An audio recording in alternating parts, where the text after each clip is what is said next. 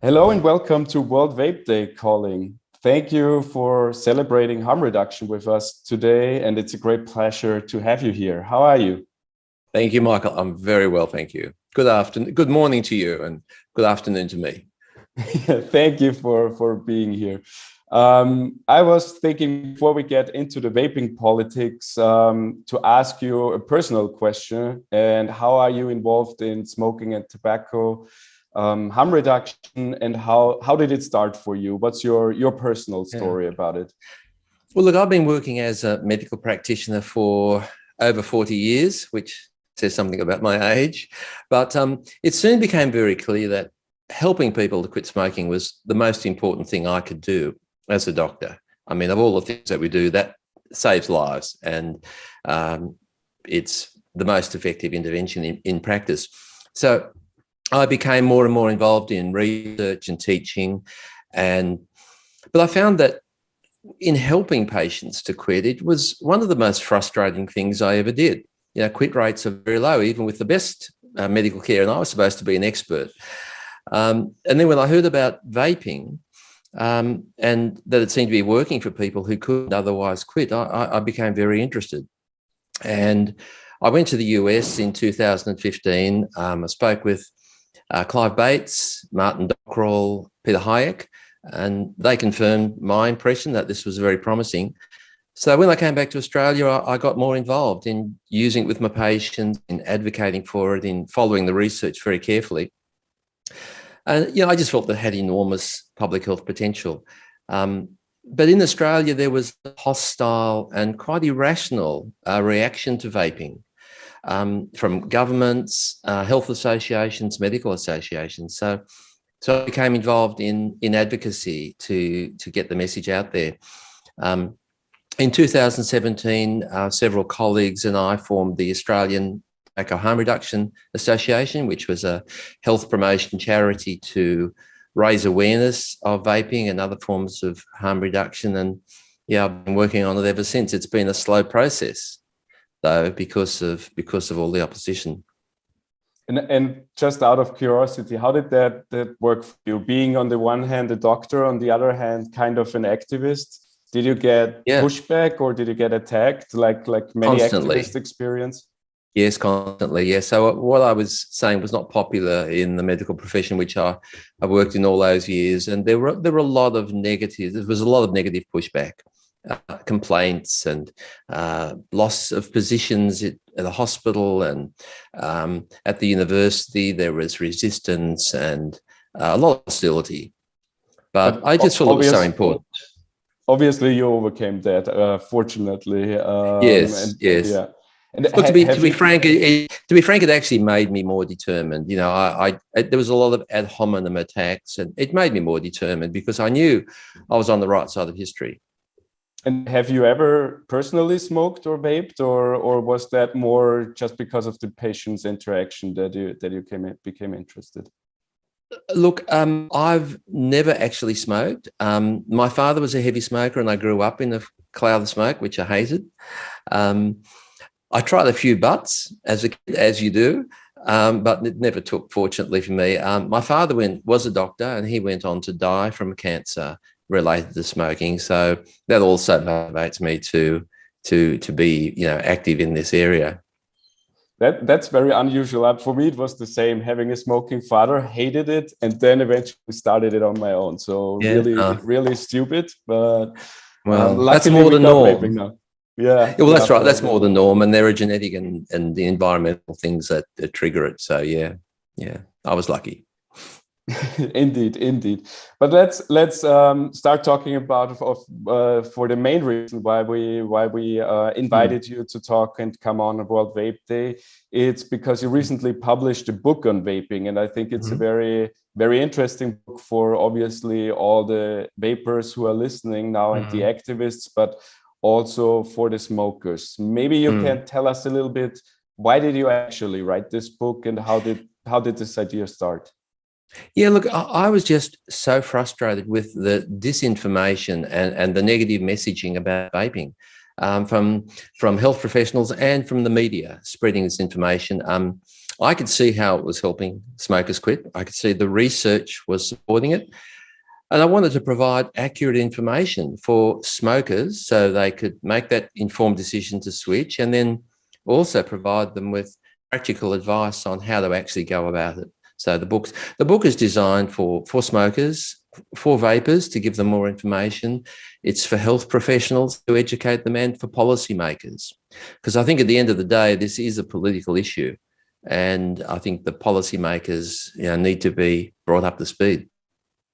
Yeah, I even have the book right here, and I recommend it to everyone to read it because it's really cool. It's called Stop Smoking, Start Vaping.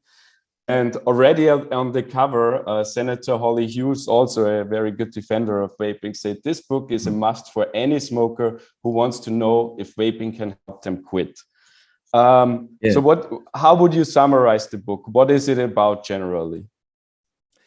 Yeah, look, there are 3 parts, and so there's something for everyone, I think. Part 1 explains what vaping is and outlines the evidence. So, what is the scientific evidence? Does it work? Is it effective? What are the issues around nicotine, which is very poorly understood? So, I explain the science behind that. Part 2 is a practical guide to getting started on vaping. I think it's quite overwhelming for new vapers to start on that journey, and the book explains, what to buy, what device, what liquid to use, how to do it properly, how to do it safely, and so on, and all the technical aspects. And part 3 explores the controversies. So it looks at why vaping's opposed. Why do medical authorities, who we'd normally trust, oppose vaping, and what are the underlying reasons underpinning their objections, because they're often not stated, and how should we regulate vaping? So it covers a bit of everything. It sounds a bit like a summary of our work as well. As World Vapers Alliance, one of our main goals is to combat misinformation, and you already mentioned it, so maybe we go into that a little bit. And you even have devoted 2 chapters to it, misinformation about vaping and nicotine. So let's start with the general one about vaping. What do you think are the biggest misconceptions in the public, media, and politics about vaping? Yeah, look, I think the public perceptions on vaping are way off the mark, and the same with nicotine. And I think that's a real barrier to people making the switch to the much safer alternative. I think people need to understand that vaping is not risk-free, but it's far safer than smoking, in spite of what you read in the media. It's probably at least 95% safer. I mean, we know most of the harm from smoking is caused by burning tobacco and the thousands of toxins that generates, and only a very small fraction of those are in vapor. So, and we see in clinical studies, we see improvements in people's health, in asthma, in emphysema, in blood pressure. So, we know it works, and we know why it works, and we know that it's an effective quitting aid, if not the most effective quitting aid available. And for that reason, it needs to be available as an option for people to quit. I mean, the other issue I'm very concerned about is misperceptions about nicotine, which are widespread, and that's been the case for years. We know nicotine doesn't cause cancer, doesn't cause lung disease, it has only a minor role in heart disease.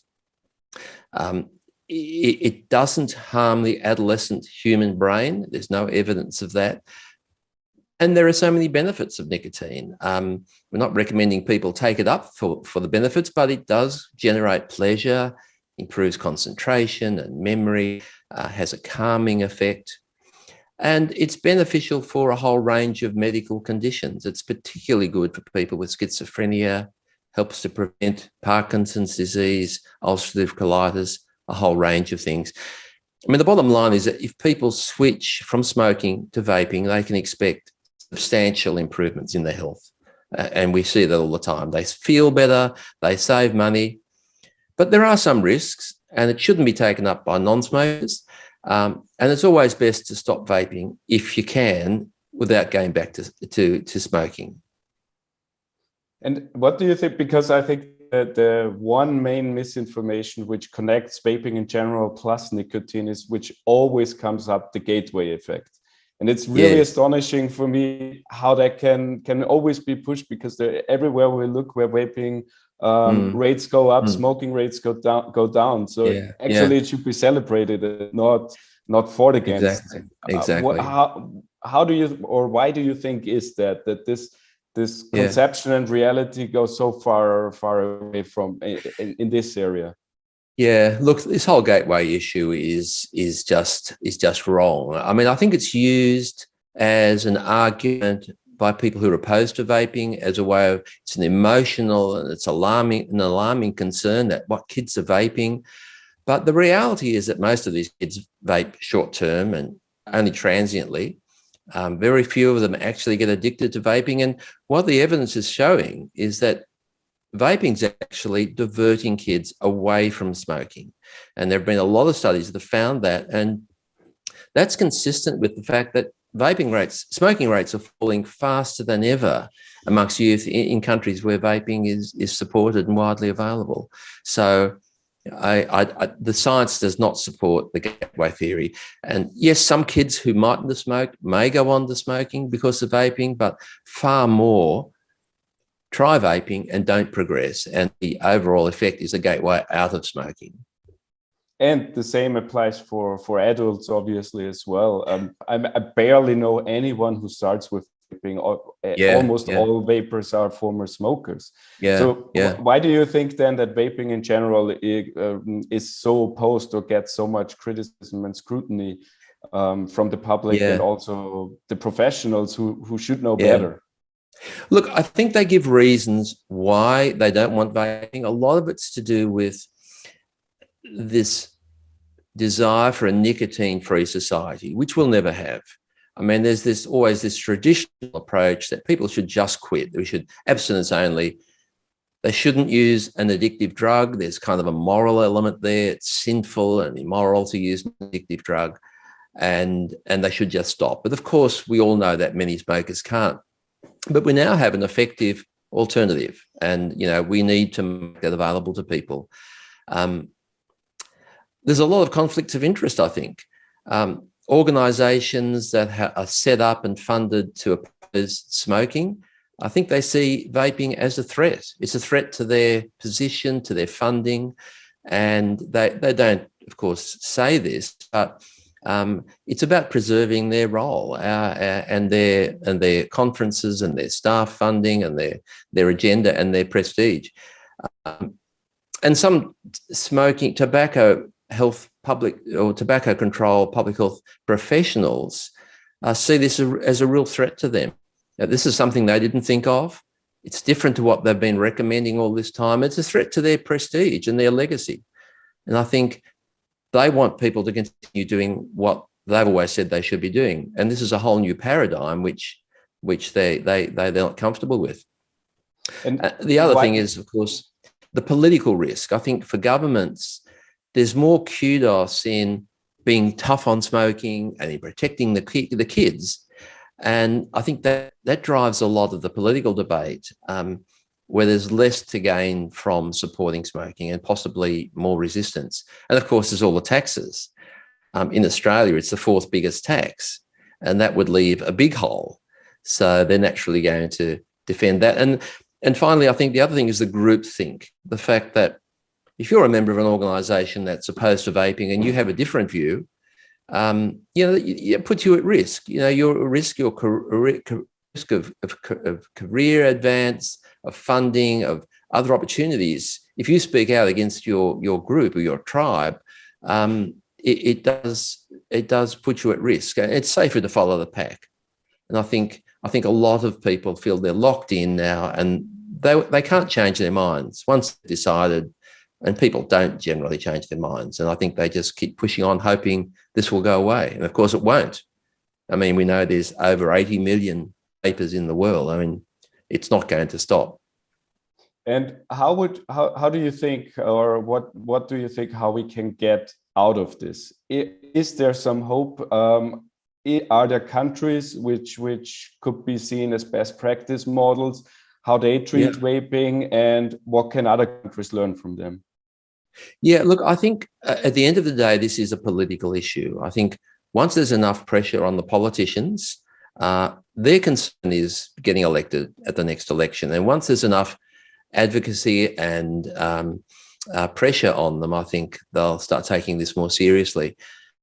I think New Zealand and the UK have got the regulations right. I mean, basically, there's two goals of regulation. One is to allow safe and quality products to be available for adults who can't otherwise quit. I mean, it's criminal, I think, not to allow that.